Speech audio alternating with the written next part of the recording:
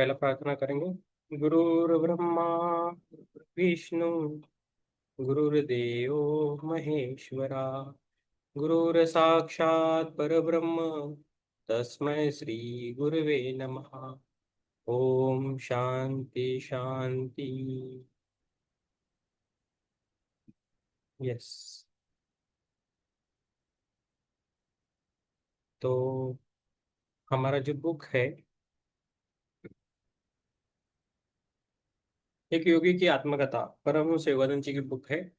उसकी हम कर रहे हैं रीडिंग, और वो खत्म होने के लिए आया है। थोड़ा ही बचा है, वो करेंगे आज। तो एक एक पार्ट करना है। कल का जो पार्ट पढ़ा है हमने, उसके बारे में, वो सूक्ष्म जगत का लोग कैसे रहते हैं उसके बारे में था, है ना। तो वो हमने ज्यादातर जीवात्मा के नियम में भी पढ़ा है। थोड़ा बहुत चेंजेस है, लेकिन बाकी सभी सेम है ना। तो ज्यादा हमें सोचने की जरूरत नहीं है, हम आगे बढ़ सकते हैं। ठीक है। तो प्रकरण 44 है। तो महात्मा गांधी के साथ वर्धा में, उसके बारे में है। तो हम चालू करेंगे। तो बहुत बड़ा है तो खत्म करेंगे। यस।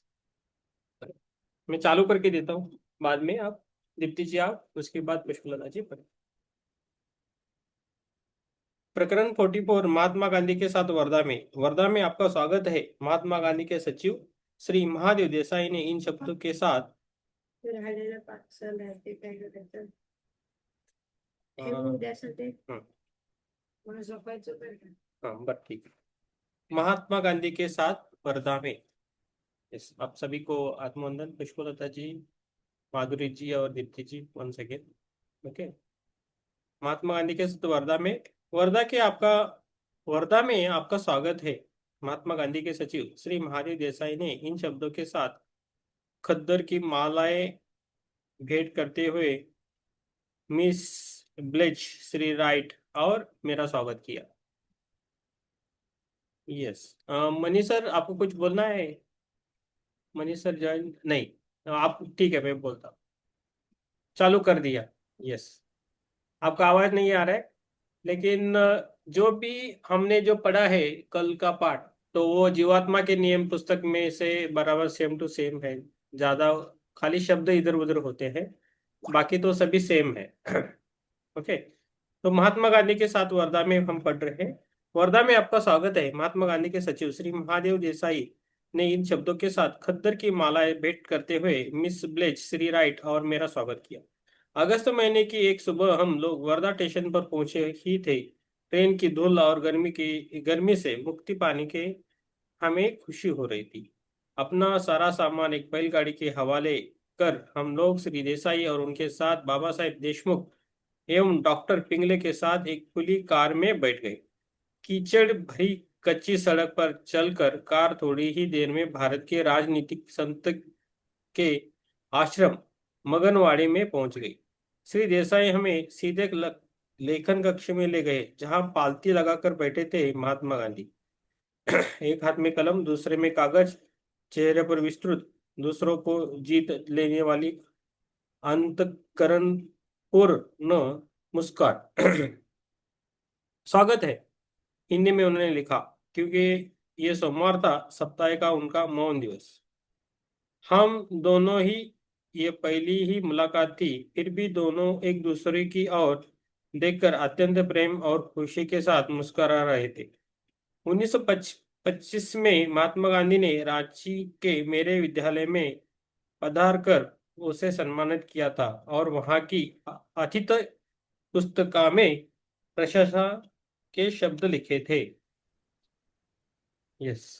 दीप्ति जी आप पढ़िए मैम।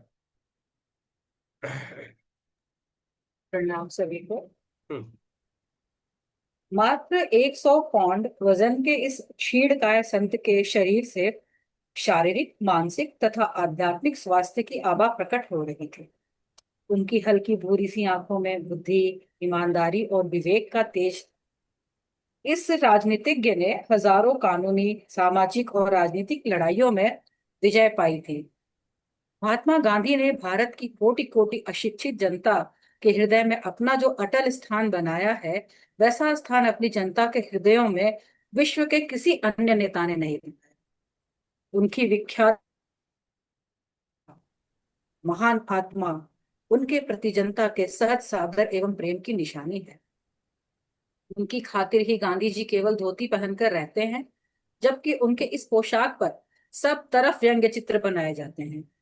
यह पोशाक पद दलित जनता के साथ उनकी एकात्मता का प्रतीक है, जो इससे अधिक कुछ पहन नहीं सकते। यहाँ के सब आश्रमवासी आपकी सेवा में उपस्थित हैं। आपको कोई भी काम पड़े तो कृपया इन्हें बुला लीजिएगा। श्री देसाई हमें लेखन कक्ष से अतिथि भवन की ओर ले ही जा रहे थे कि गांधी जी ने जल्दी जल्दी में लिखा यह पर्चा अपने स्वभावगत विनय के साथ मेरे हाथ में दे दिया। श्री देसाई हम लोगों को फलोद्यानों और पुष्प वाटिकाओं के बीच में से एक खपरेल छत के मकान में ले गए, जिसकी खिड़कियों में जालियां लगी हुई थी। सामने के आंगन में एक 25 फुट चौड़ा कुआं था। श्री देसाई ने बताया कि इसका पानी आश्रम के जानवरों के लिए प्रयुक्त होता है। पास में ही सीमेंट का एक घूमने वाला चक्का था, जो धान की झड़ाई करने के काम में लाया जाता है। हमारे छोटे छोटे कमरों में केवल अत्यावश्यक अल्पतम सामान ही था। केवल रस्सी की एक खटिया। रसोई घर की सफेदी हुई थी। उसमें एक कोने में नल था और दूसरे कोने में मिट्टी का एक चूल्हा। देहात की विशिष्ट आवाजें हमारे कानों में आ रही थी।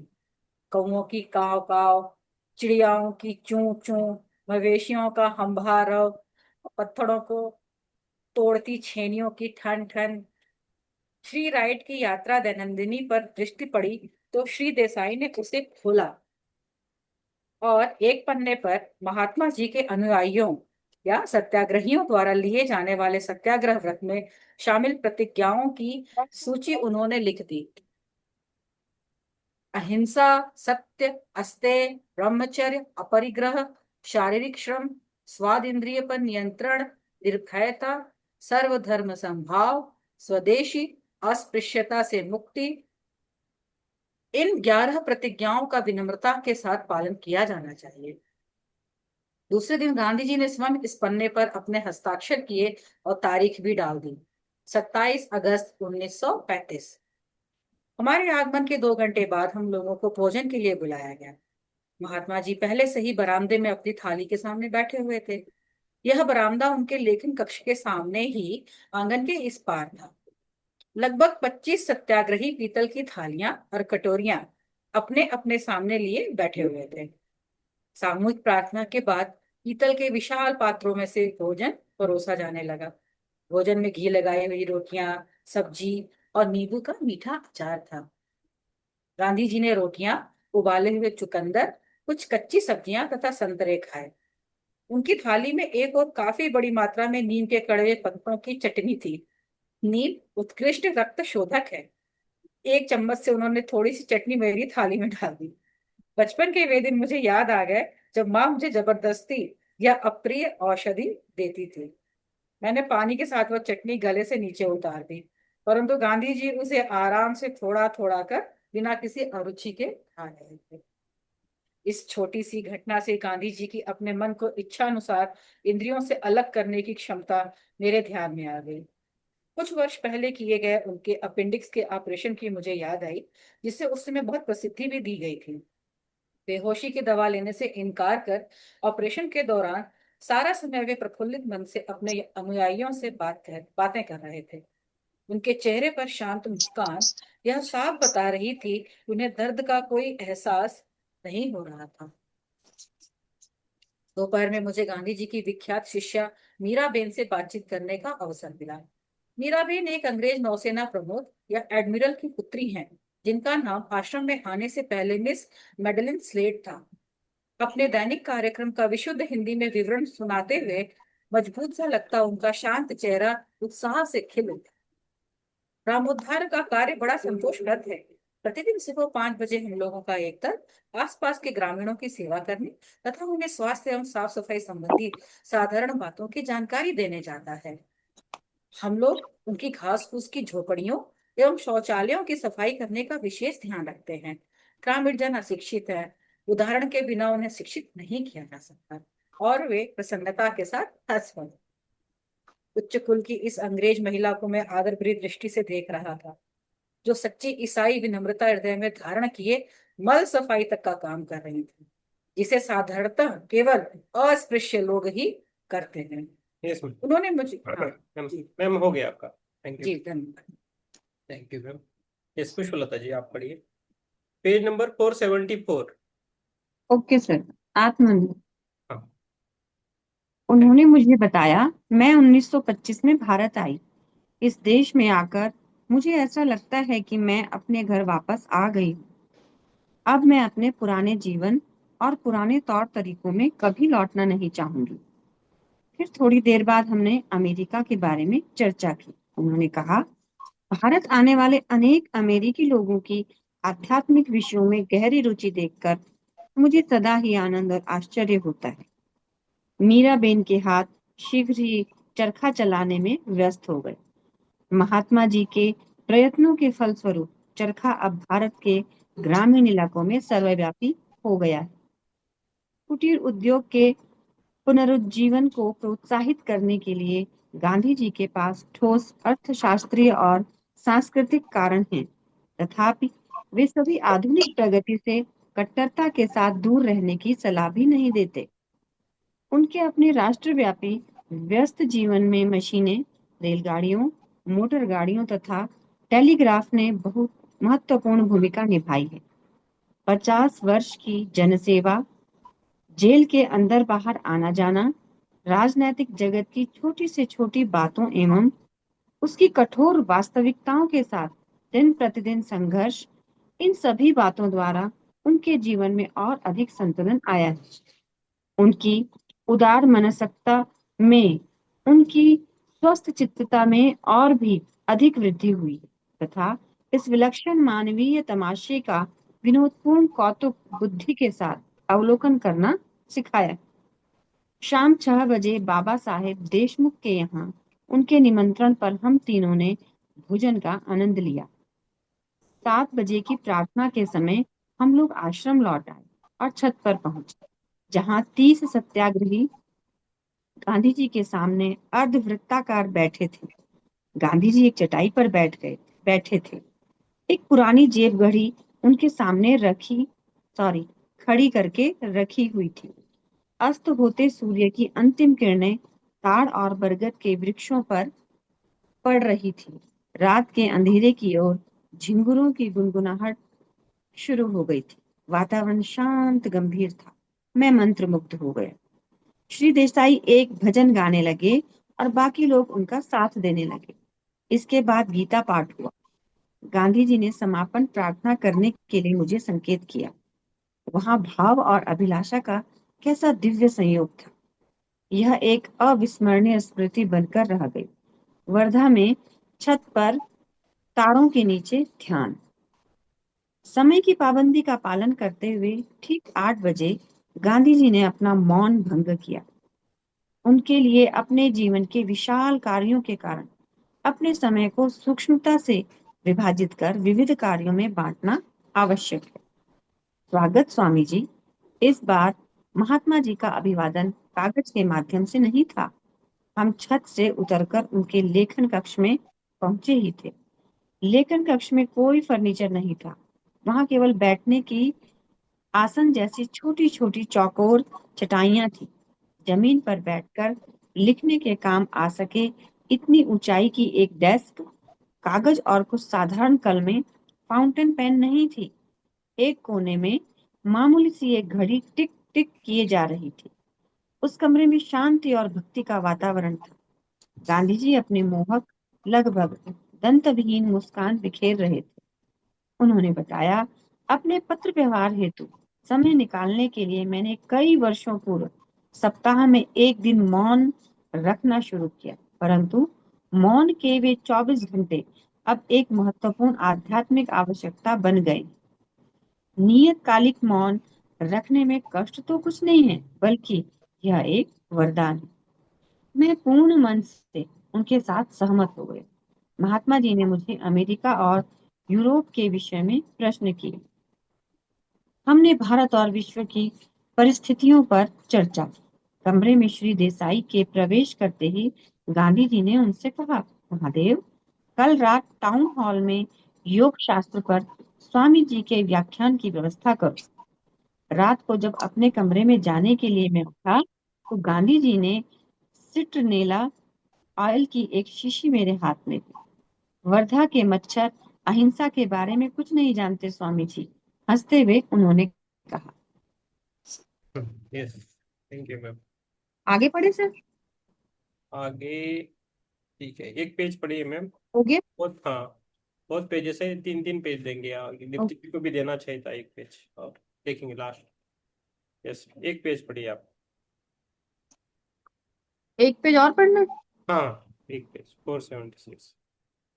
जो जो रीडर अच्छा पढ़ रहे हैं उनको 3-3 पेज देंगे इस पार्ट में, और कुछ लोगों को एक एक पेज देंगे। ठीक है, पढ़िए मैम, आराम से।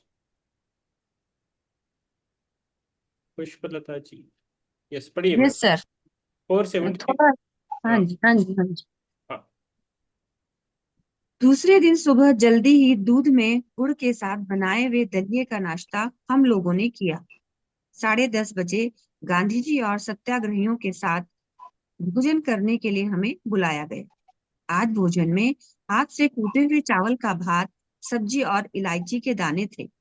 मैं दोपहर को आश्रम की भूमि पर टहलने निकला और घूमते घूमते चराई के एक मैदान में जा पहुंचा, जहां कुछ गाय शांत चित्त से चर रही थी। गोरक्षण का गांधी जी के हृदय में अत्यंत विशेष स्थान था। उन्होंने कहा है, मेरे लिए गाय का अर्थ है संपूर्ण मानवेतर जगत। मनुष्य का अपनी जाति की सीमाओं से बाहर निकलकर पशु जगत की प्रति सहानुभूति प्रकट करना। गाय के माध्यम से मनुष्य सारे जीव जगत के साथ अपनी एकात्मकता स्थापित कर सकता है। प्राचीन ऋषियों ने गाय को ही पवित्र क्यों माना, यह मेरी समझ में आसानी से आता है। उदाहरण देने के लिए, भारत में गाय की सर्वोत्तम प्राणी थी, क्योंकि गाय अनेक प्रकारों से मनुष्य की समृद्धि की जननी है। न केवल वह दूध देती है, बल्कि कृषि कर्म उसी के कारण संभव बना। गाय करुणा का काव्य है। इस निरीह प्राणी में मनुष्य कारुण्य भाव का दर्शन करता है। लक्ष्य लक्ष्य मानव प्राणियों के लिए गाय दूसरी माता है। गोरक्षण का अर्थ है ईश्वर की समस्त मूक सृष्टि को रक्षा, और यह रक्षा करना हमारा और भी अधिक महत्वपूर्ण कर्तव्य बन जाता है, क्योंकि वह बोल नहीं सकती। धर्मपरायण हिंदू के लिए कुछ दैनिक धार्मिक कृत्य बताए गए। उनमें से एक है भूत यज्ञ, अर्थात प्राणी जगत को अन्न अर्पण करना। यह कर्म इस बात का प्रतीक है कि मनुष्य को सृष्टि के उन कम विकसित जीवों के प्रति अपने कर्तव्यों का बोध है, जो प्रवृत्ति के द्वारा शरीर के साथ एक रूप हो गए हैं। एक भ्रम जिससे मनुष्य भी ग्रसित है, परंतु जिनमें आत्मा को मुक्त करा सकने वाली विवेक बुद्धि का अभाव है, जो केवल मनुष्य की ही विशेषता है। इस प्रकार भूत यज्ञ निर्बलों की सहायता के लिए मनुष्य की तत्परता को सुदृढ़ बनाता है। जैसे मनुष्य भी बदले में उच्चतर अदृश्य जीवों से असंख्य प्रकार से सहायता पाता है, भूमि, समुद्र और आकाश में प्रकृति ने जो नवशक्ति प्रदायक उपहार जगह जगह बहुतायत में बिखेर रखे हैं, उनके लिए मानव जाति ऋण में बंधी हुई है। प्रकृति, प्राणी जगत, मानव तथा सूक्ष्म जगत के देवताओं के बीच क्रम विकास की भिन्न भिन्न अवस्थाओं के कारण परस्पर संपर्क में जो बाधाएं हैं, उन्हें मूक प्रेम की दैनिक यज्ञों कर्मों के द्वारा ही पार किया जा सकता yes, thank you ma'am, thank है। Thank you sir. You. Yes, अभी हिरल जी, हिरल जी पढ़ना है। हिरल जी, आप 2 पेजेस पढ़िए, बाद में यस। हाँ सर। आत्मवंदन सभी को। आप पढ़ो। जो प्रतिदिन करने चाहिए ऐसे 2 अन्न यज्ञ है, पितृ यज्ञ तथा नृ यज्ञ। सर आवाज सुनाई दे रही है? अरे यस। हाँ। पितृ यज्ञ में पितरों के लिए तर्पण किया जाता है। यह गत पीढ़ियों के ऋण की स्वीकृति का प्रतीक है। जिनकी ज्ञान संपदा आज मानव जाति को राह दिखा रही है। नृ यज्ञ का अर्थ यह है, अभ्यागतों को या गरीबों को भोजन अर्पण करना। यह मनुष्य के समकालीन दायित्वों का, अर्थात उसके साथ संसार में जी रहे जीवों के प्रति कर्तव्यों का प्रतीक है।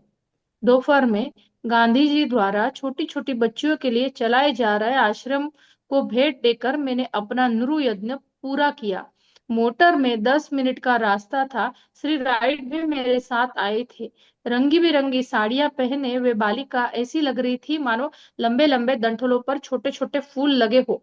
बाहर खुले मैदान में ही मैंने हिंदी में छोटा सा भाषण दिया। भाषण खत्म होते ही बादलों में अचानक पानी का बरसना शुरू कर दिया। हंसते हुए श्री राइट और मैं कार में घुस गए और घनी बारिश में मगनवाड़ी की और तेजी से बढ़ चले। उष्ण प्रदेश में वर्षा भी कितनी घनी और तीव्रता के साथ होती है। अतिथि भवन में पुनः प्रवेश करते हुए मैं यहाँ हर तरफ दिखाई देने वाली नितांत सादगी और त्याग की निशानियों को देखकर फिर एक बार प्रभावित हो उठा। गांधी जी ने अपने वैवाहिक जीवन में काफी प्रारंभ में ही अपरिग्रह व्रत ले लिया था। वार्षिक 60,000 रुपए से अधिक आय देने वाली वकालत छोड़कर उन्होंने अपनी सारी संपत्ति गरीबों में बांट दी थी। श्री युक्तेश्वर जी संसार त्याग की सामान्यता देखने में आने वाली अल्प धारणाओं पर कभी कभी व्यंग किया करते थे। वे कहते थे, भिखारी संपत्ति का त्याग नहीं कर सकता। यदि कोई मनुष्य विलाप करता है कि मेरा धंधा डूब गया, पत्नी मुझे छोड़कर चली गई, अब मैं संसार का त्याग कर आश्रम में चला जाता हूँ, तो किस संसार का त्याग की वह बात कर रहा है? उसने किसी संपत्ति और प्रेम का त्याग नहीं किया, संपत्ति और प्रेम ने उसका त्याग कर दिया। दूसरी ओर गांधी जी जैसे संतों ने केवल भौतिक संपत्ति का ही प्रत्यक्ष त्याग नहीं किया, बल्कि उससे भी कठिन निजी लक्ष्य प्राप्ति और स्वार्थी उद्देश्य का त्याग भी कर दिया और अपने अस्तित्व में गहनतम हिस्सों को भी, सारी मानव जात को एक ही धारा मानकर उसमें विलीन विलीन कर दिया। यस, हो गया आपका। एक पेज पढ़ाना आपको। हाँ, हाँ, और एक पेज पढ़िए। Okay sir. पढ़िए पढ़िए मैम, एक और एक पेज पढ़िए। हाँ, महात्मा जी की असाधारण धर्मपत्नी कस्तूरबा ने कोई आपत्ति प्रकट नहीं की कि उन्होंने उनके लिए या उनके बच्चों के लिए कुछ बचाकर नहीं रखा। गांधी जी का विवाह किशोर अवस्था में ही हो गया था। 4 पुत्रों को जन्म देने के बाद उन्होंने और उनकी धर्मपत्नी ने ब्रह्मचर्य का व्रत ले लिया। उनके सहजीवन के प्रखर नाटक की शांत नायिका के रूप में कस्तूरबा अपने पति के साथ कारावास में गई। 3-3 सप्ताहों के अनशनों में पति के साथ स्वयं भी उपवास करती रही और पति की अनंत जिम्मेदारियों में अपने हिस्से की जिम्मेदारियां संभालती रही। गांधी जी के प्रति उन्होंने अपनी श्रद्धा इन शब्दों में व्यक्त की है, मैं आभारी हूँ कि आपकी जीवन संगिनी एवं सहधर्मिणी बनने का सौभाग्य मुझे प्राप्त हुआ है। मैं आपकी आभारी हूँ संसार में सर्वश्रेष्ठ विवाह बंधन के लिए, जो विषय भोग पर नहीं बल्कि ब्रह्मचर्य पर आधारित है। मैं आपको आभारी हूँ कि आप उन पतियों में से एक नहीं बने जो जुआ, घुड़दौड़, सुरा, सुंदरी और गाने बजाने में अपना समय नष्ट कर देते हैं और अपनी पत्नी एवं बच्चों के इस प्रकार उब जाते हैं जैसे कोई बच्चा अपने खिलौने से जल्दी ही ऊब जाता है। मैं अत्यंत कृतज्ञ हूँ कि आप वैसे पतियों में नहीं हैं जो दूसरों के परिश्रम के बल पर उनका शोषण कर धनवान बनने में अपना समय लगा देते हैं। मैं नितांत कृतज्ञ हूँ कि आपने रिश्वत से अधिक महत्व ईश्वर को और देश को दिया, कि अपनी धारणाओं के अनुसार अपना जीवन जीने का साहस आप में था, कि ईश्वर में आपका पूर्ण विश्वास था। असीम कृतज्ञ हूँ कि मेरे ऐसे पति को पाकर जिसने ईश्वर को, अपने देश को और मुझसे अधिक महत्व दिया। मेरी और मेरी व्यवस्था की त्रुटियों के प्रति आपने जब समृद्धि का जीवन त्याग कर परिग्रह के जीवन को अपनाया, तब मैंने आपका जो विरोध किया और विद्रोह पर उतर आई, उस सब के प्रति आपने जो सहनशीलता का रुख अपनाया, उनके लिए मैं आभारी हूँ। यस, बचपन में। Okay, yes, okay sir. Thank you ma'am. बहुत फास्ट है आपका, अच्छा है, बहुत अच्छा। Kerala ji, good. Yes, thank you sir. Prakash, Prakash ji. आत्मबंधन। आत्मन। बचपन में मैं आपके माता पिता के घर में रही। आपकी माँ बहुत अच्छी और महान महिला थी। उन्होंने मुझे बहादुर और साहसी पत्नी बनना सिखाया, और यह भी सिखाया कि मैं उनके पुत्र अर्थात अपने भावी पति के प्रेम और आदर की पात्र कैसे बन सकती हो। जब वर्ष पर वर्ष बीतते गए और आप भारत के सबसे प्रिय नेता बन गए, तब सफलता की सीढ़ी चढ़ने वाले पुरुष की पत्नी के मन में रहने वाला वह भय मेरे मन में कभी नहीं उठा कि मैं एक और फेंक दी जाऊंगी, जैसा कि अन्य देशों में प्राय होता है। मैं पढ़िए पढ़िए, सुन रहे। एक मिनट ऐड दी, लाइट गई। ओके। एक सेकंड। प्रकाश जी बहुत इंतजाम करके पढ़ते हैं, तो इसलिए हम उनको पढ़ने के लिए दे रहे हैं, आराम से पढ़।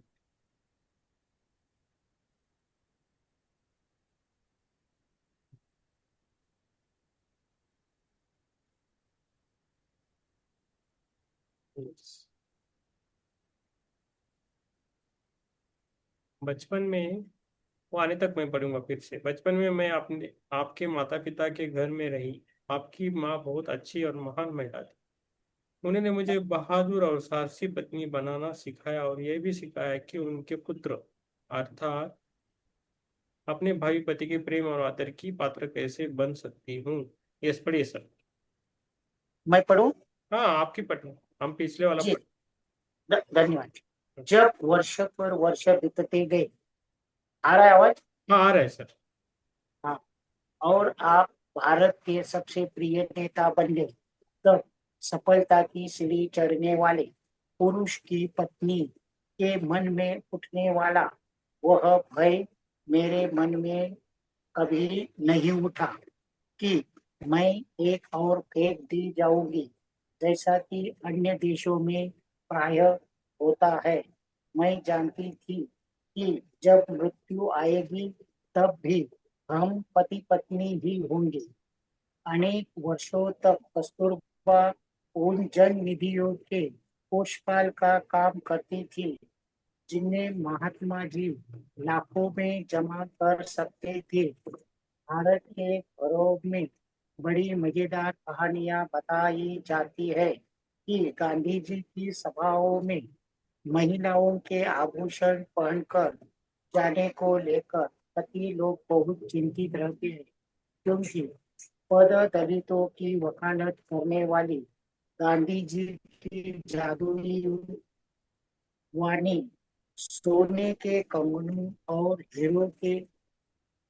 हीरे के हारों पर अपना जादू चलाकर उन्हें अपने आप हाथों और कंठों से निकालकर दान पात्र में जमा करवा देती है। एक दिन जननिधि कोषपाल कस्तूरबा 4 रुपए के खर्च का हिसाब नहीं दे सकी।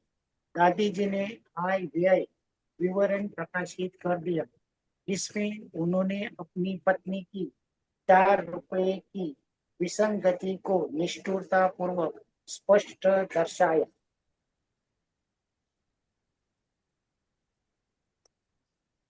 अमेरिका में अपने शिक्षा वर्ग में यह कहानी मैं प्रायः सुनाया करता था। एक दिन हॉल में उपस्थित एक महिला क्रोध से भड़क उठी।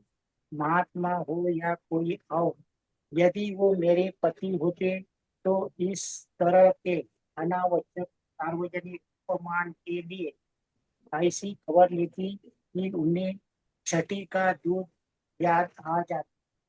थोड़ी देर तक हम दोनों के बीच अमेरिकी यस, थोड़ी देर तक हम दोनों अमेरिकी पत्नी और भारतीय पत्नियों के विषय में हास्य विनोद भरा वाक युद्ध चलता रहा। तत्पश्चात मैंने पूरी तरह से बात समझाई। Yes. मैंने कहा, कस्तूरबा गांधी महात्मा गांधी को अपना पति नहीं बल्कि अपना गुरु मानती है, जिसे छोटी सी भूल के लिए भी कड़ी फटकार लगाने का अधिकार होता है। कस्तूरबा को इस तरह सार्वजनिक फटकार लगाने के कुछ समय बाद गांधी जी को एक राजनैतिक आरोप में कारावास की सजा हो गई। जब वे शांत भाव से अपनी पत्नी से विदा ले रहे थे, तब वे उनके पैरों में गिर पड़ी और विनम्रता के साथ हाथ जोड़कर बोली, गुरुदेव, यदि मैंने आपका मन दुखाया है तो मुझे क्षमा कीजिए।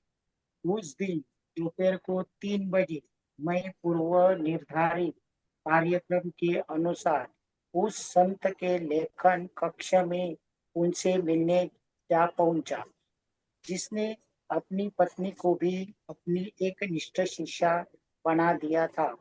दुर्लभ चमत्कार। गांधी जी ने सिर उठाकर अपनी अविस्मरणीय मुस्कान के साथ मेरी ओर देखा। चटाई पर उनके पास बैठते हुए मैंने पूछा, महात्मा जी, क्या आप अहिंसा की अपनी व्याख्या बताने की कृपा करेंगे? विचार या कृति से किसी जीव को किसी प्रकार की हानि न पहुंचाना सुंदर आदर्श, परंतु संसार तो सदा ही पूछेगा, किसी बच्चे को या स्वयं अपने को बचाने के लिए क्या सांप को नहीं मारना चाहिए? महात्मा गांधी के साथ वर्धा में सांप को मारने के लिए मुझे अपनी 2 प्रतिज्ञाएं भंग करनी पड़ेगी। निर्भयता और अहिंसा, इसकी अपेक्षा तो मैं भीतर ही भीतर प्रेम के स्पंदनों से सांप को शांत करना चाहूंगा। परिस्थितियों के साथ मेल बिठाने के लिए मैं अपने आदर्शों को नहीं छोड़ सकता। और इसके बाद अपनी मोह स्पष्टवादिता के साथ उन्होंने आगे कहा, यह तो मुझे मानना ही पड़ेगा कि इस समय यदि कोई सांप मेरे सामने होता तो मैं यह बातचीत भी इतने शांत मन से नहीं कर पाता। उनकी डेस्क पर आहार के संबंध में पाश्चात्य लेखकों द्वारा लिखित कई आधुनिक पुस्तकें देखकर मैंने कुछ विचार प्रकट किए। उन्होंने हंसते हुए कहा, हाँ, अन्य सब क्षेत्रों की तरह ही सत्याग्रह में भी आहार का बड़ा महत्व है। मैं सत्याग्रहियों के लिए पूर्ण ब्रह्मचर्य पर जोर देता हूँ। अतः मैं सदा ही ब्रह्मचर्य पालन के लिए अनुकूल आहार ढूंढने की चेष्टा करता रहता हूँ। काम वासना पर विजय प्राप्त करने के लिए पहले रसना पर विजय प्राप्त करना आवश्यक है। उपवास करते जाना या अर्ध निराहार रहना या असंतुलित आहार लेना इसका उत्तर नहीं है। भोजन की आंतरिक लालसा पर विजय प्राप्त कर लेने के बाद सत्याग्रही को चाहिए कि वह विटामिन, खनिज तत्व, कैलोरी आदि सब आवश्यक तत्वों से युक्त संतुलित शाकाहारी भोजन ले। आहार के संबंध में आंतरिक और बाह्य विवेक से सत्याग्रही का वीर्य सारे शरीर के लिए ओझ में परिणत हो जाता है। यस सर, हो गया सर आपका हो गया। धन्यवाद। थैंक धन्यवाद यू। सर। यस यस, अभी चित्रा जी पढ़ेंगी आत्मबंधन सबको। आत्मवंदन में। महात्मा जी ने और मैंने मांसाहार का विकल्प बन सकने वाले शाकाहारी पदार्थों के बारे में अपनी अपनी जानकारी प्रस्तुत की।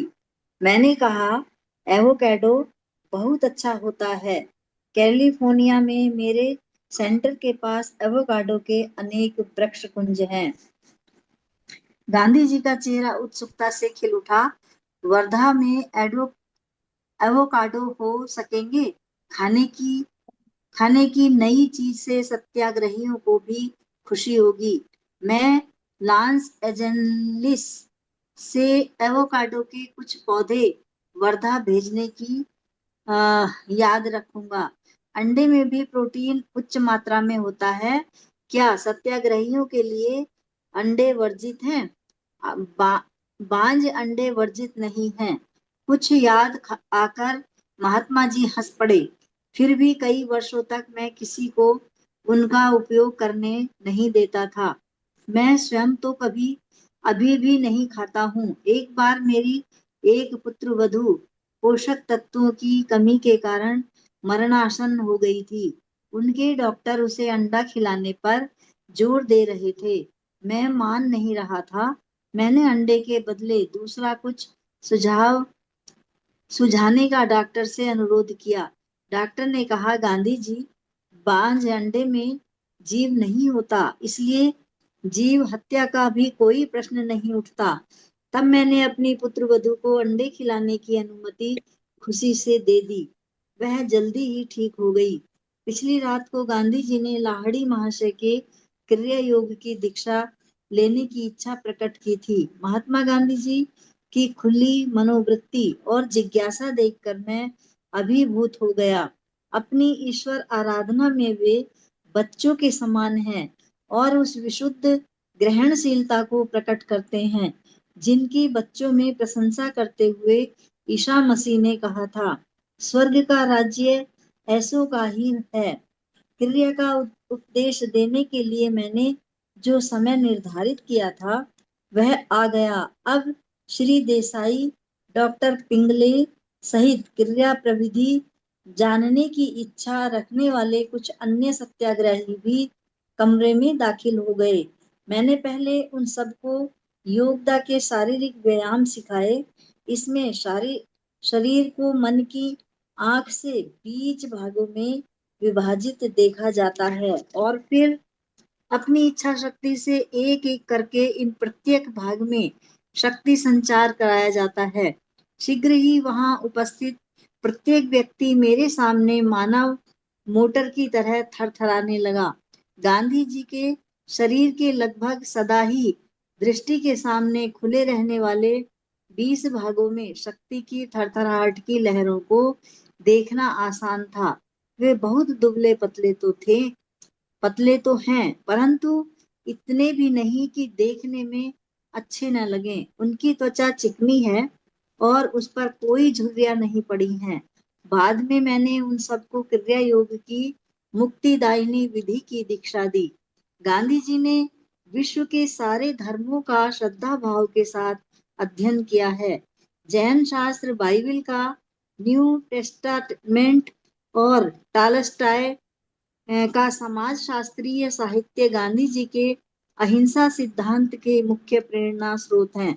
उन्होंने अपने विश्वास के बारे में इस प्रकार लिखा है, मैं बाइबल, कुरान और जैन जैन अवस्था को वेदों के समान ही ईश्वर प्रेरित मानता हूँ। मैं गुरु परंपरा में विश्वास करता हूँ, परंतु इस युग में लक्ष लोगों को गुरु के बिना ही काम चलाना पड़ेगा, क्योंकि किसी एक व्यक्ति में परिपूर्ण पवित्रता और परिपूर्ण ज्ञान का संयोग मिलना दुर्लभ है। परंतु मनुष्य को यह सोचकर निराश होने की आवश्यकता नहीं कि वह अपने धर्म के सत्य को कभी जान नहीं पाएगा, क्योंकि हिंदू धर्म के और सभी महान धर्मों के मूल सिद्धांत अपरिवर्तनीय और सहज समझने योग्य हैं। प्रत्येक हिंदू की भांति मैं भी ईश्वर और उसके एकत्व में, पुनर्जन्म और मुक्ति में विश्वास करता हूँ। अपनी पत्नी के प्रति अपनी भावना के सहमत ही हिंदुत्व के प्रति अपनी भावना का भी मैं वर्णन नहीं कर सकता। मैंने मन को जिस तरह से मेरी पत्नी प्रभावित कर सकती है, उसी तरह संसार की अन्य कोई नारी कभी नहीं कर सकती। ऐसा नहीं है कि उसमें कोई दोष नहीं है, बल्कि मैं तो यह भी कहूंगा कि मैं उसमें जितने दोष देख पाता हूँ, उससे भी कहीं अधिक दोष उसमें होंगे। परंतु उसके प्रति एक अटूट बंधन का भाव मेरे मन में है। हिंदुत्व के प्रति और हिंदुत्व के बारे में भी ऐसा ही भाव मेरे मन में है। उसमें चाहे कितने ही दोष हों और कितनी ही त्रुटियां हों। गीता पाठ के या तुलसी रामायण के संगीत जैसा आनंद मुझे और किसी भी बात में नहीं मिलता। जब जब मुझे ऐसा लगा कि मैं अपनी अंतिम श्वास ले रहा हूँ, तब गीता ही मेरा आधार थी। हिंदू धर्म अन्याय अधर्मी अनन्य अनन्य मार्गी धर्म नहीं है। इसके संसार के सभी प्रेरित पैगंबरों और संत महात्माओं की पूजा के लिए जगह है। सामान्य अर्थ में यह मिशनरी धर्म नहीं है। बेशक इसके अनेकानेक जनजाति वंश कुल अपने में समा लिए हैं, परंतु यह समाने की प्रक्रिया क्रम विकास की प्रक्रिया है। अंतर्गत अनजाने में संपन्न हुई हिंदू धर्म शिक्षा देता है कि प्रत्येक मनुष्य को अपने पक्ष या अपने धर्म के अनुसार ईश्वर की आराधना करनी चाहिए और इसलिए किसी धर्म के साथ उसका कोई विरोध नहीं है। ईसा मसीह के बारे में गांधी जी ने लिखा है, मुझे दृढ़ विश्वास है कि यदि आज के इस संसार में लोगों के बीच जी रहे होते तो उन अनेक लोगों के जीवन को अपने आशीर्वाद से धन्य करते जिन्होंने शायद उनका नाम भी कभी सुना न हो। जैसा कि लिखा ही गया है, वह प्रत्येक मनुष्य नहीं जो मुझे प्रभु प्रभु कहता है, परंतु वह जो मेरी परमात्मा की इच्छा का पालन करता है। स्वयं अपने जीवन के दृष्टांत से ईशा के मानव जाति को वह उच्च उद्देश्य और एकमात्र लक्ष्य दिखाया है हम्म, जिसे प्राप्त करने का हम सबको प्रयास करना चाहिए। मेरा यह विश्वास है कि वे केवल ईसाइयों के नहीं बल्कि पूरे संसार के सब देशों के और सब जातियों के हैं। वर्धा में हमारे अंतिम दिन की शाम को श्री देसाई द्वारा टाउन हॉल में आयोजित सभा में मैंने व्याख्यान दिया। योग पर व्याख्यान सुनने के लिए आए लगभग 400 लोगों से हाल खचाखच भर गया। यहाँ तक कि लोगों को खिड़कियों में भी बैठना पड़ा। मैं पहले हिंदी में बोला, फिर अंग्रेजी में। हम लोग व्याख्यान समाप्त कर आश्रम में लौट आए और अपने कमरों की तरफ जा रहे थे तो देखा कि गांधी जी शांति में और अपने पत्र व्यवहार में मगन बैठे हैं। यस मैम, हो गया मैम, आपका 3 पेजेस हो गया। Thank you. Yes, thank you. Yes, अभी बाद में किरण जी है। किरण जी, आप एक पेज पढ़िए। किरण जी। हाँ हाँ सर जी। हाँ,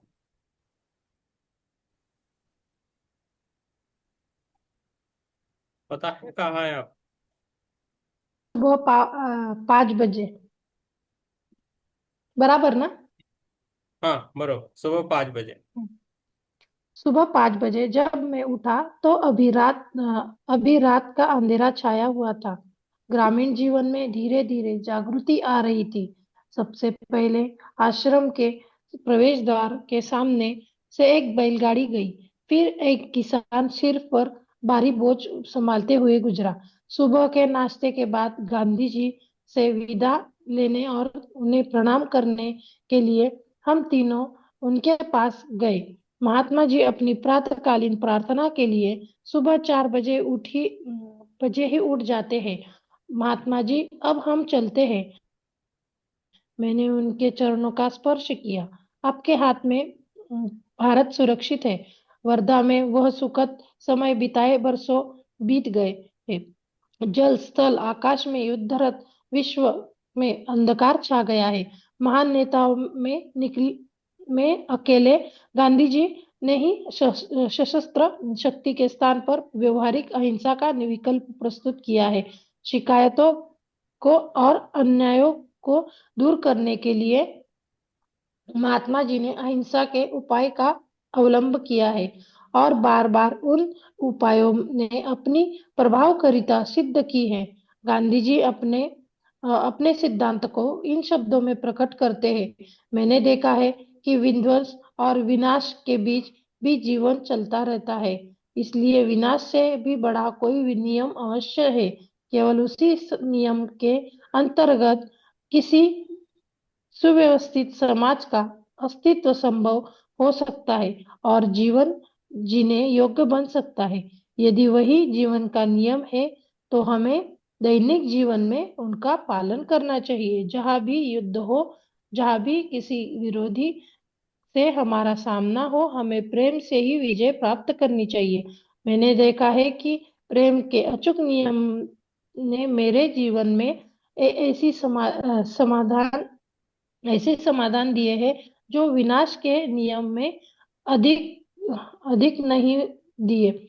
जितने बड़े पैमाम पैमाने पर इस समय इस नियम की कार्यरता का प्रत्यक्ष उदाहरण देखना संभव हो सकता है, उतने बड़े पैमाने पर हमने यह उदाहरण भारत के प्रत्यक्ष देखा है। मैं यह नहीं कह रहा हूँ कि भारत के 36 करोड़ लोगों में के मन में अहिंसा ने घर बना लिया है, परंतु मैं यह दावा अवश्य करता हूँ कि अत्यंत अल्प समय में यह अन्य किसी भी सिद्धांत की अपेक्षा कहीं अधिक गहराई तक उतर गई है। अहिंसा की मानसिक अवस्था प्राप्त करने के लिए काफी कष्टप्रद साधना की आवश्यकता होती है। उसके लिए सैनिक के जीवन की भांति कठोर अनुशासनबद्ध जीवन की आवश्यकता होती है। इसकी पूर्णावस्था तभी आती है जब मन, शरीर एवं वाणी में पूर्ण समन्वय स्थापित हो जाए। यदि हम सत्य और अहिंसा के नियम को अपने जीवन का नियम बनाने की ठान ले तो प्रत्येक समस्या अपना समाधान स्वयं प्रस्तुत कर देंगी। Yes yes, thank you ma'am, हो गया आपका। Thank you. थैंक यू, बहुत अच्छा बोला। यस, हाँ स्मिता जी, और फिर ऊपर में कोई बचा है? स्मिता जी, पेज अपूर्व 485। विश्व का राजनीतिक घटनाक्रम इस सत्य की ओर कटु संकेत कर रहा है कि आध्यात्मिक दृष्टि के बिना मनुष्य का विनाश सुनिश्चित है।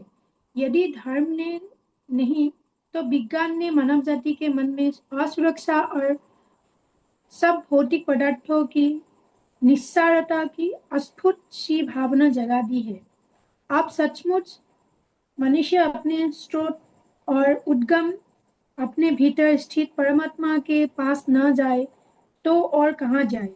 इतिहास पर दृष्टि डाले तो यह कहना पूर्णतः तर्कसंगत होगा कि पाशवी शक्ति के प्रयोग से मनुष्य की समस्या हल नहीं हुई है।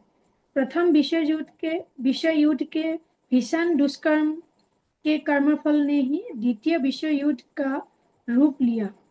वर्तमान रक्त पिपासु दुष्कर्मों के हिम पर्वत को परस्पर बंधुत्व भाव की उष्णता ही पिघला सकती है, अन्यथा दुष्कर्मों का यह हिम पर्वत तृतीय विश्व युद्ध को जन्म दे सकता है।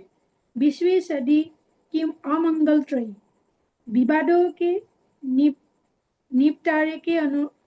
निपटारे के लिए मनुष्य मानवीय विवेक के स्थान पर जंगल न्याय का अवलंबन करने जाएंगे तो पृथ्वी पुनः जंगल ही बन जाएगी। जीवन में भाईचारा स्थापित न हो सका तो भयानक मृत्यु की गोद में भाईचारा होगा। यह ऐसे घृणित परिणाम के लिए नहीं था कि ईश्वर ने मनुष्य को अणुशक्ति का आविष्कार करने दिया था। युद्ध और अपराध से कभी कोई लाभ नहीं होता। अरबों डॉलर विस्फोटकों का धुआं बनकर शून्य में मिल जा गए। इतने पैसे से तो एक नए विश्व का निर्माण हो सकता था, ऐसे विश्व का निर्माण जो रोग व्यथा से लगभग मुक्त और दारिद्र्य से पूर्णतः मुक्त होता। भय, अराजकता, अकाल और महामारी आदि के प्रलय नृत्यों का रंगमंच न रहकर पृथ्वी शांति, समृद्धि और बुद्धिगत होते ज्ञान की विस्तीर्ण भूमि बनती। गांधी जी की अहिंसा की पुकार मनुष्य की अंतरात्मा को छूती है। राष्ट्रों को अब मृत्यु के साथ नहीं बल्कि जीवन के साथ, विध्वंस के साथ नहीं बल्कि निर्माण के साथ, घृणा के साथ नहीं बल्कि प्रेम के रचनाकारी चमत्कारों के साथ अपना संबंध जोड़ना चाहिए। महाभारत में कहा गया है चाहे किसी भी प्रकार की हानि क्यों न की गई हो, मनुष्य को क्षमा कर देना चाहिए। कहा गया है कि मनुष्य की क्षमाशीलता के कारण ही मानव जाति का अस्तित्व निरंतर बना हुआ है। क्षमा पवित्रता है। क्षमा के कारण ही सृष्टि टिकी हुई है। क्षमा ही शक्तिमानों की शक्ति है। क्षमा ही त्याग है। क्षमा ही मन की शांति है। क्षमा और सौम्यता आत्मसंयमी व्यक्तियों के गुण है। ये शाश्वत सद्धर्म का प्रतिनिधित्व करते हैं। अहिंसा, क्षमा और प्रेम का स्वाभाविक परिणाम है। गांधी जी कहते हैं, धर्म युद्ध में प्राणहानि आवश्यक ही हो जाए तो मनुष्य को ईसा मसीह की तरह स्वयं अपना रक्त बहाने के लिए तैयार होना चाहिए, दूसरों का नहीं। इससे विश्व में रक्तपात कम होगा। इससे विश्व में रक्तपात तो कम होगा। किसी दिन भारतीय सत्याग्रहियों पर महाकाव्य लिख जाएंगे, जिन्होंने घृणा का प्रेम से, हिंसा का अहिंसा से सामना किया, जिन्होंने शस्त्र उठाने की अपेक्षा निर्दयता से कट जाना बेहतर समझा। उस ऐतिहासिक प्रसंगों पर तो परिणाम यह हुआ कि दमनकारी अपनी बंदूकें फेंक कर भाग गए, क्योंकि दूसरों के जीवन को अपने जीवन से अधिक मूल्यवान मानने वाले उन मनुष्यों को देखकर उनके मन लज्जा से भर गए। वे अंतर में हिल गए। गांधी जी कहते हैं, रक्तपात के द्वारा अपने देश को स्वतंत्र कराने का प्रयास करने की उपेक्षा आवश्यक हुआ तो मैं सदियों तक स्वतंत्रता की प्रतीक्षा करूंगा। बाइबिल चेतावनी देती है, जो तलवार हाथ में लेंगे वो तलवार से ही कटकर मर जाएंगे।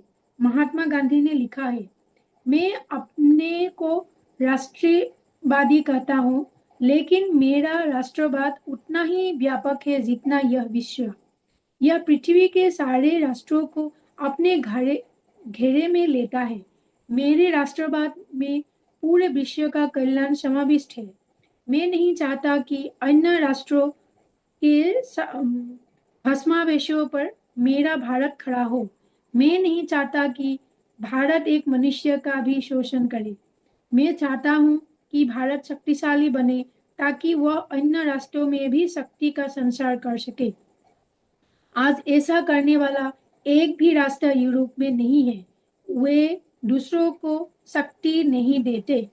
अमेरिका के राष्ट्रपति विल्सन ने अपने 14 सुंदर सूत्र तो प्रस्तुत कर दिए, पर बाद में कहा, शांति स्थापित करने का हमारा यह प्रयास विफल हो भी जाता है तो हमारे पास अपने शस्त्र तो है ही।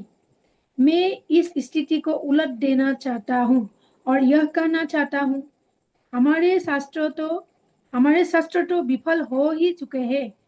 अब में किसी नए साधन की खोज में रहना चाहिए। अब हमें किसी नए साधन की खोज में रहना चाहिए। हमें प्रेम और ईश्वर की शक्ति को, सत्य को आजमाना चाहिए। जब हमारे पास होगी, तब हमें और किसी चीज की आवश्यकता ही नहीं पड़ेगी। उन हजारों सच्चे सत्याग्रहियों जिन्होंने कंप्लीट कीजिए, ये पैराग्राफ कंप्लीट कीजिए। जिन्होंने इस प्रकरण के पूर्वार्ध में उल्लिखित 11 कठोर प्रतिज्ञाओं का व्रत लिया है,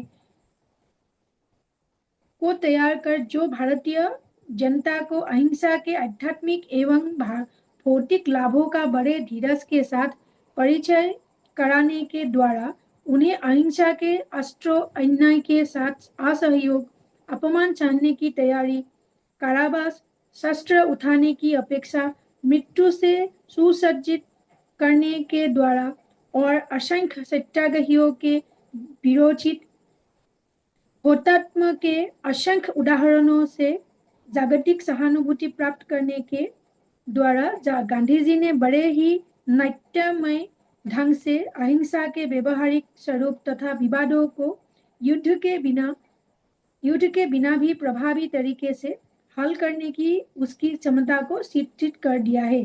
किसी भी अन्य देश के किसी भी नेता के केवल गलियों के द्वारा ही जो राजनीतिक रियायतें कभी प्राप्त की होंगी, उनमें कहीं अधिक राजनीतिक रियायतें गांधी जी ने अहिंसा के मार्ग द्वारा अब तक प्राप्त भी कर ली है। सब प्रकार के अन्यायों एवं बुराइयों के उन्मूलन के लिए अहिंसात्मक उपायों का प्रयोग केवल राजनीतिक अखाड़े में ही किया गया है, ऐसी बात नहीं। भारतीय समाज सुधार के अत्यंत नाजुक और पेचीदे क्षेत्रों में भी इसका प्रयोग किया गया है। गांधी जी और उनके अनुयायियों ने दीर्घकाल से चले आ रहे अनेक हिंदू मुसलमान विवादों को खत्म कर दिया है। लाखों मुसलमान गांधी जी को अपना नेता भी मानते हैं। अस्पृश्यों को तो गांधी जी के रूप में अपना निर्भय और विजयी योद्धा मिल गया है।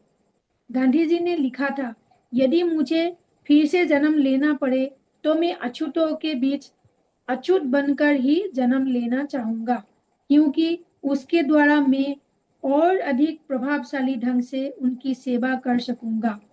यस, महात्मा जी, हो गया। Thank you sir. Yes, yes Jyoti ji आप पढ़ेंगे। जी सर। आत्मवंदन सर। आत्मा, पेज नंबर 488। जी sir. Yes Smita ji, thank महात यस पढ़िए मैम। जी सर। महात्मा जी सचमुच महान आत्मा ही है, पर उन्हें यह उपाधि प्रदान करने का श्रेय भारत की कोटि कोटि अशिक्षित जनता की सूक्ष्म दृष्टि को जाता है। इस नम्र संत का स्वयं अपने देश में भी आदर होता है। साधारण किसान भी गांधी जी के उच्च आदर्शों को अपना सका। गांधी जी पूर्ण अंतःकरण से मानव की अंतर्जात महानता में विश्वास रखते हैं। इस मामले में विश्वास को धक्का लगते रहना तो अपरिहार्य है, परंतु फिर भी वे कभी निराश नहीं हुए।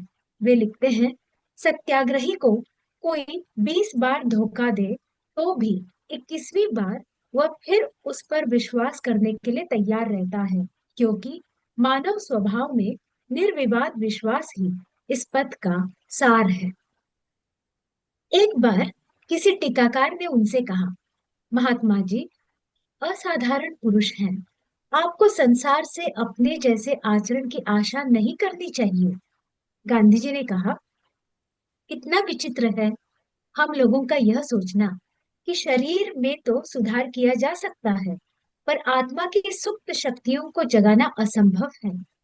यही सिद्ध करने की कोशिश में तो मैं लगा हूं कि मुझ में ऐसी शक्तियां हो भी, तब भी मैं अन्य सब की तरह ही नश्वर हूँ, और मुझ में न तो कोई असाधारणता कभी थी और न अभी है। मैं एक साधारण व्यक्ति मात्र हूँ, जो अन्य किसी भी मर्त्य मानव की भांति ही भूल कर सकता है। हाँ, यह मैं अवश्य स्वीकार करूंगा कि अपनी भूल मान लेने की और अपने कदम वापस लेने की विनम्रता मुझ में है। मैं यह भी स्वीकार करता हूँ कि ईश्वर और उसकी महिमा में मेरा अटल विश्वास है, तथा सत्य और प्रेम के प्रति मुझ में अदम्य अनुराग है। परंतु क्या यही सब प्रत्येक मनुष्य में सुप्त अवस्था में नहीं है?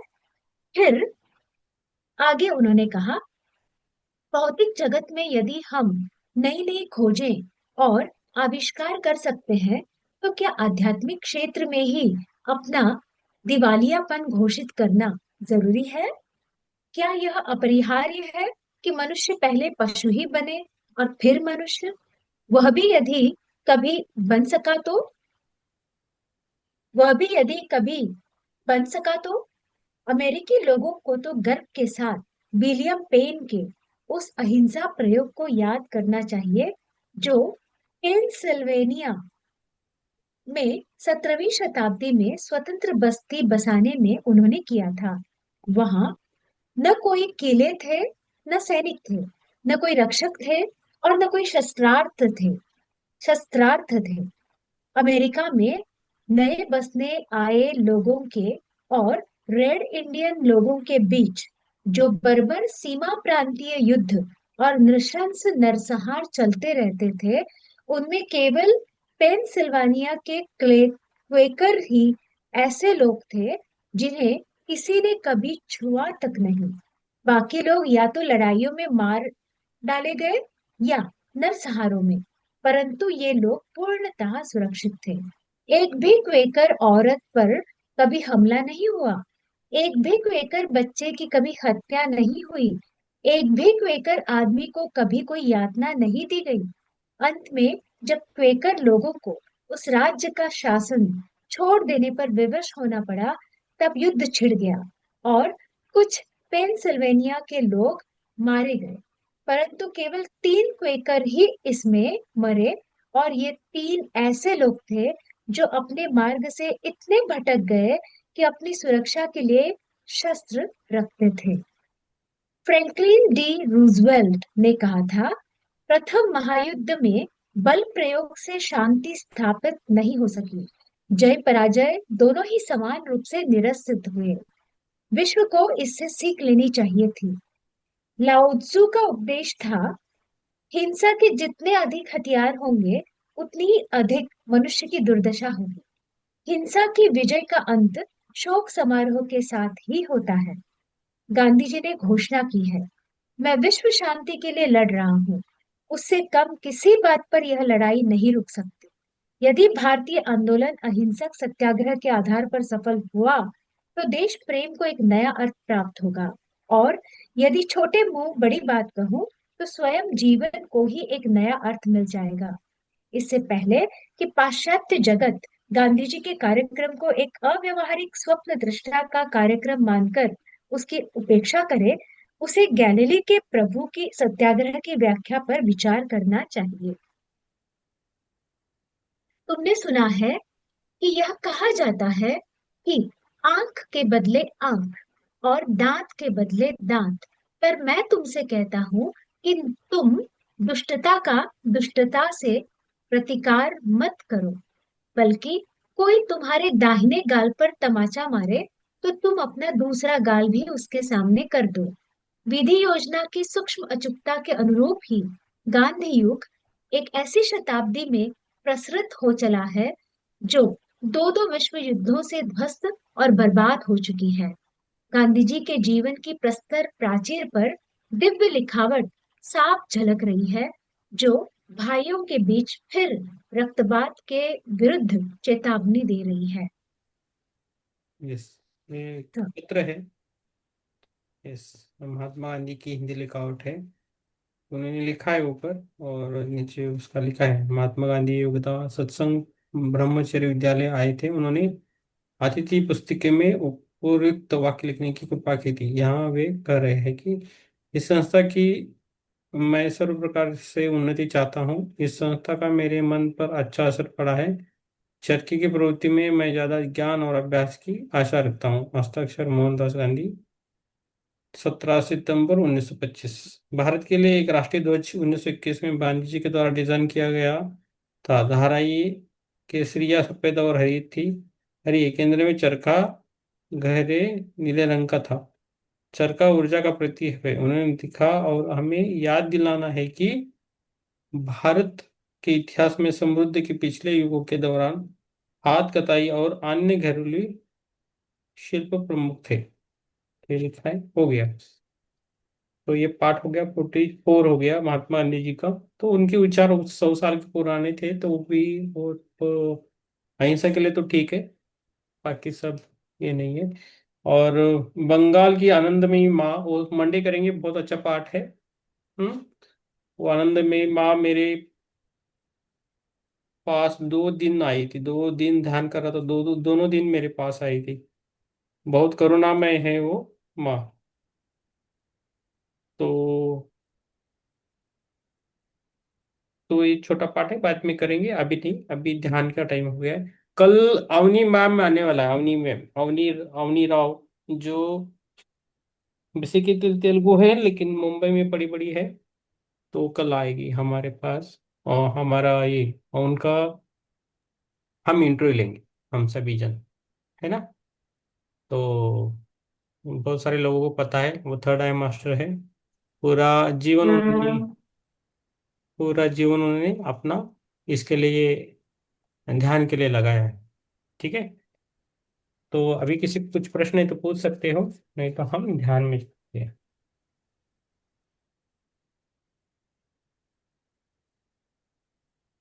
यस, कोई प्रश्न पूछना है? 10:08, जल्दी हो गया। चलो। सर, सावन ये काका भी ज्वाइन होंगे। ऐसा है। सावन काका कल।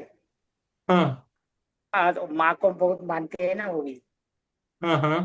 आनंद माँ को। ओके। तो उनके ग्रुप में अगर ये लिंक भेजी जाए और वो पूरे ज्वाइन हो जाए तो।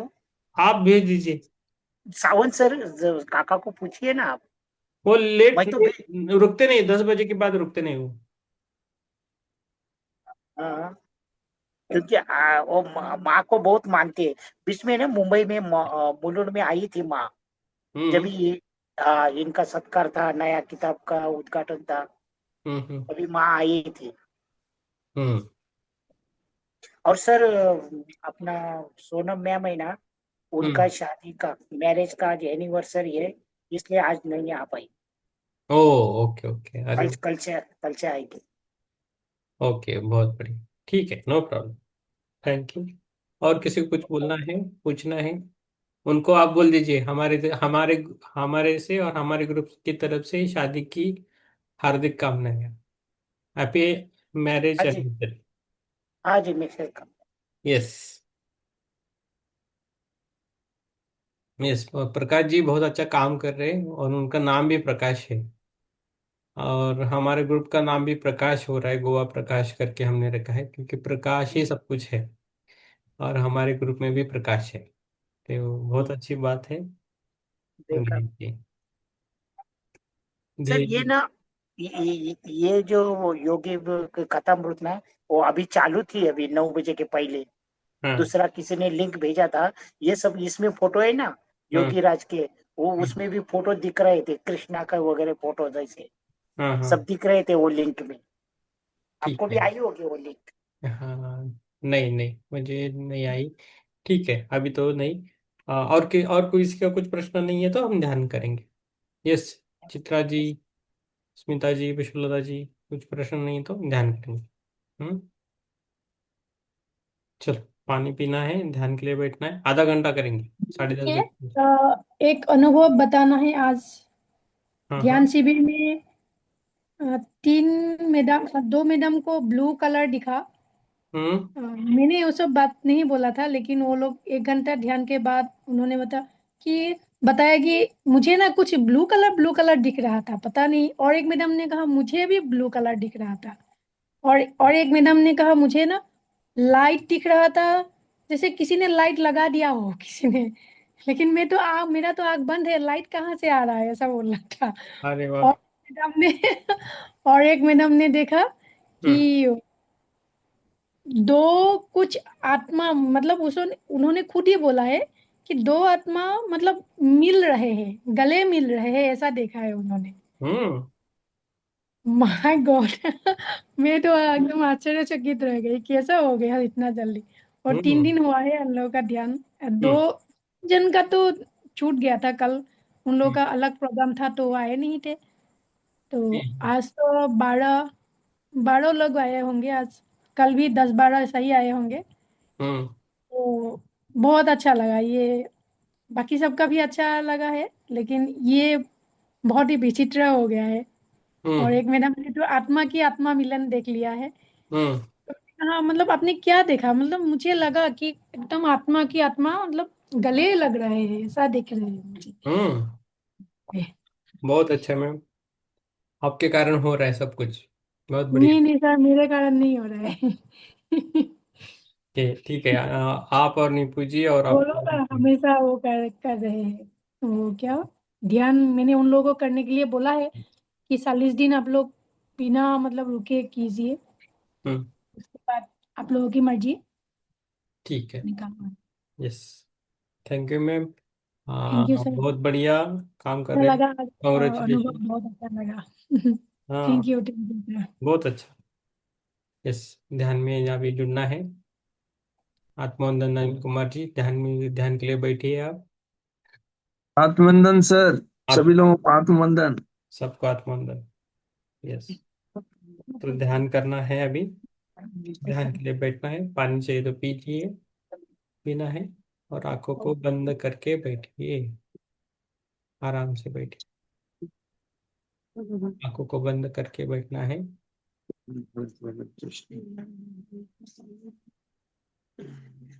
यस, आंखों को क्लोज करना है, क्रॉस करना है। 3 बार ओंकार करेंगे। एक, ओ,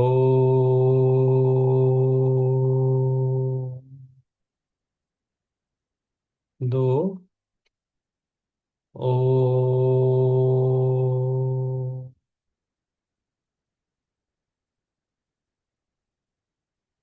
धीरे धीरे हम खुद को देखेंगे।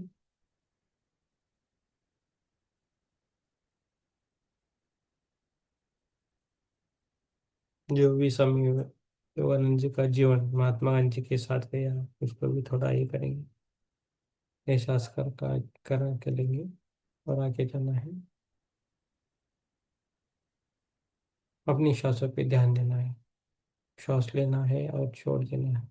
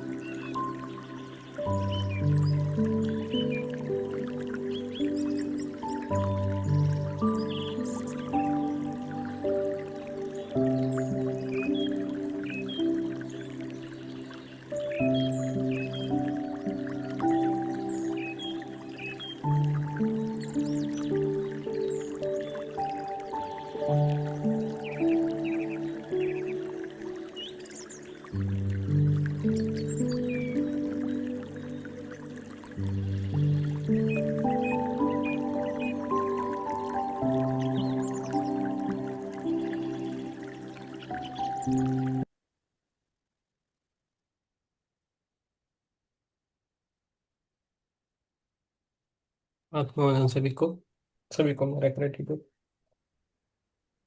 पहले हम धन्यवाद देंगे अपने खुद को, अपने खुद के शरीर को, तन मन को, सभी को हम धन्यवाद देंगे, खुद की सांसों को धन्यवाद देंगे। उसके बाद हम अपने माता पिताओं को और सभी सजीवों को धन्यवाद देंगे। उसके साथ हम सभी निर्जीव वस्तुओं की भी उनको भी थैंक्स बोलना है। जो भी गैजेट्स आप यूज़ करते हो, जो भी चीज़ें हैं, घर है, बंगला है, गाड़ी है, जो भी आप ज़्यादा पे यूज़ करते हो, उन सभी को धन्यवाद देना है। पंच महाभूतों को धन्यवाद देना है। पृथ्वी, जल, वायु, अग्नि, आकाश और प्रकाश, उन सभी को हमारा धन्यवाद। पूरे यूनिवर्स को हमारा धन्यवाद। Thank you so much universe, thank you so much universe. धीरे धीरे अपने पैरों को, उंगलियों को हिलाना है, हाथों की उंगलियों को हिलाना है और दोनों हाथ अपनी आंखों पे रखना है। 5, 4, 3, 2, 1, 0। और मुस्कुराते हुए अपने दोनों हाथों को थोड़ा साइड रख के अपनी आंखों को आराम से ओपन करना। Thank you so much universe, thank you so much, thank you, thank you so much. किसी को कुछ बोलना है तो बोल सकते हो, नहीं तो कल हम मिलेंगे रात को 9 बजे। यस। आपका प्रकाश जी आवाज नहीं आ रहा है? यस।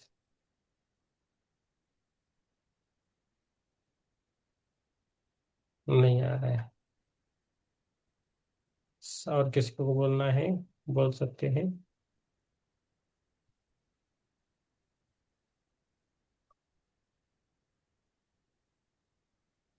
जिनको ध्यान में बैठना है वो बैठ सकते हैं। यस। आपका? हाँ, हाँ, आत्मवंदन। आत्मा। ध्यान अच्छा अच्छा और गहरा था बहुत। हम्म। मुझे स्टार्टिंग में कोई जैसे सफेद कपड़े, पूरे सफेद कपड़े जो जैसे होते हैं ना, जो कुछ हमने देखे ऐसे रामायण या महाभारत में पूरे सफेद वस्त्र परिधान करते ऐसे कोई दिखे।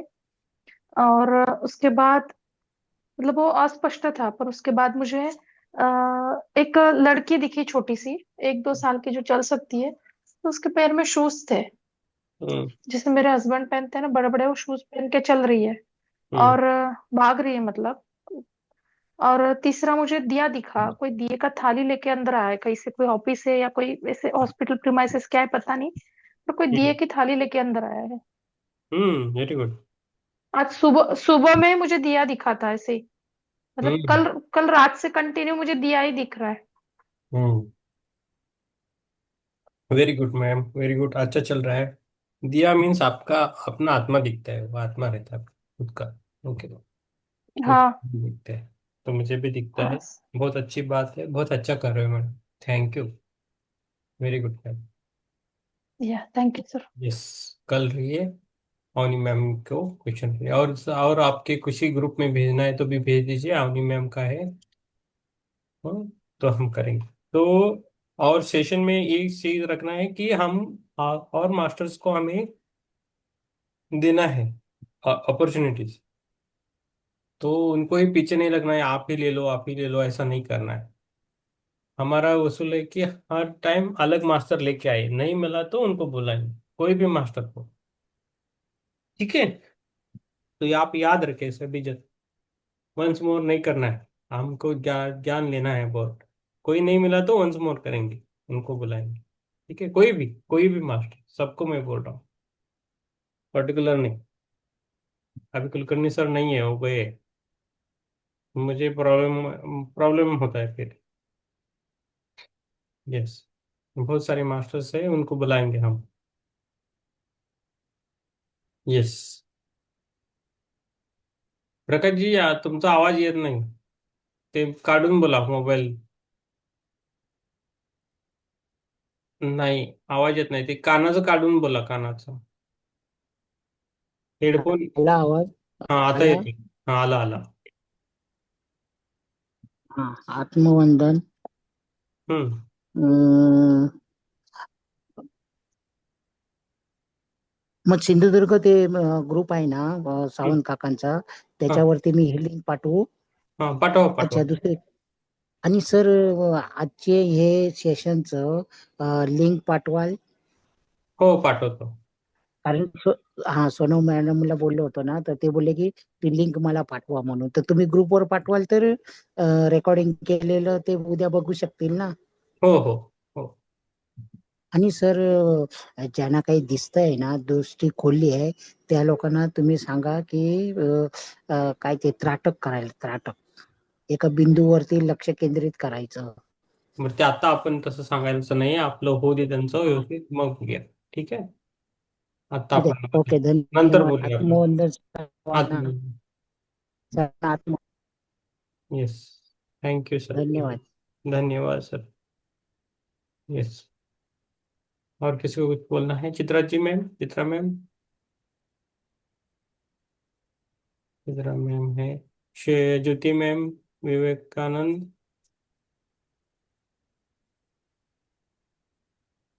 मोहनदन सर, आत्मवंदन, विवेक। ज्ञान बहुत ही और गहरा रहा sir. Yes. Thank you, thank you. Thank you sir. Yes. Thank. आत्मनंद सर, आत्मवंदन मैम। ध्यान बहुत बढ़िया रहा सर। बहुत बहुत धन्यवाद sir. Yes, thank you ma'am, thank you. आप सभी को थैंक यू। और हम कल का देखेंगे। यस। यस। और किसी को कुछ बोलना है? पुष्पलता जी, दीप्ति जी, नीता जी। नहीं तो हम, अनिल कुमार जी, कुछ बोलना है तो बोल दीजिए, नहीं तो कल करेंगे। कल हम ध्यान करेंगे। ठीक है, इधर ही रुकते हैं। और शुभ रात्रि सबको। सबको शुभ रात्रि। कल मिलेंगे। यस। थोड़ा, यस प्रकाश जी, थोड़ा टाइम लगेगा, मैं डाल देता हूँ, ठीक है? लिंक, हाँ। Yes, thank ji you. नमस्कार, आत्मोदय शुभ रात्रि। शुभ रात्रि, सबको शुभ रात्रि।